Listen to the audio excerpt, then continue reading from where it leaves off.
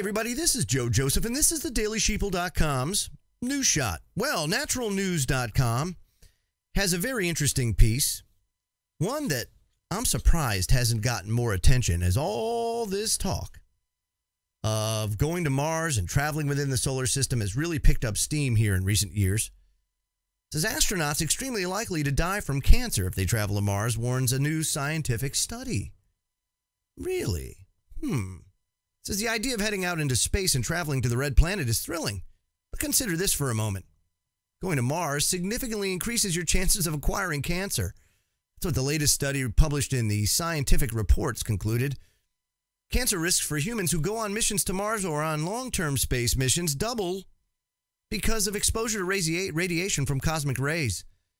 Being away from the protection of the Earth's magnetic field increased the risk of radiation because cosmic rays, which contain iron and titanium atoms, severely damage the cells due to the very high rates of ionization.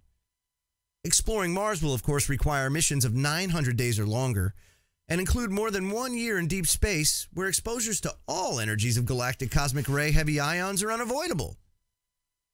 Now, earlier studies show that exposure to galactic cosmic rays can, of course, have severe health risks for astronauts, including cancer, cataracts, circulatory diseases, central nervous system effects, and acute radiation syndromes. Almost sounds like Big Pharma.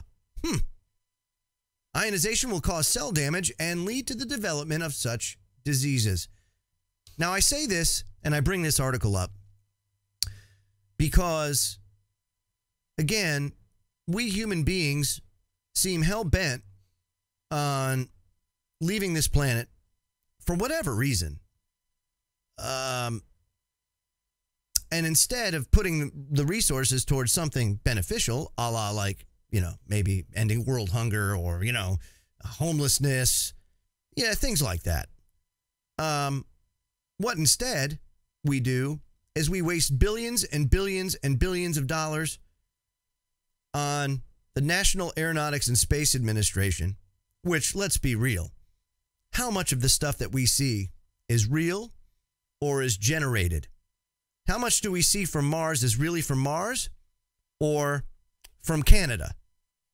Because I've seen some pretty interesting terrain that really resembles where the Martian lander is, taking pictures and roving the red planet, if you will. And that's not to say they didn't send a rover there, but just like some of the moon missions, I believe that they screwed up, and instead of losing face to the Russians, they had backup footage ready to go just in case something happened to their footage or they had to abort the mission or for whatever reason. We waste billions of dollars. Think about this. The magnetic field, the Van Allen belt, are there for a reason. And that protection that scientists say prevents us from getting cancer and all sorts of other diseases due to these harmful cosmic rays is at risk. Not only is it risk from the cyclical nature of our solar system and our sun, and right now being a solar minimum, our magnetic field, surprisingly enough, is at its weakest, and it is weakening. But then they do things at CERN that really bother me too. They've just employed this new device called Awake. And the Awake device exponentially increases the strength of CERN. And I mean order of magnitude increase. Just an unbelievable increase in power.